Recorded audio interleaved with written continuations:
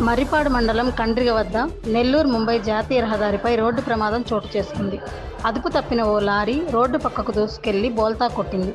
ఈ ప్రమాదంలో డ్రైవర్ స్వల్ప గాయాలతో బయటపడ్డాడు. ప్రమాద సమయంలో వాహన రాకపోకలు లేకపోవడంతో పెను ప్రమాదం తప్పినట్లయింది.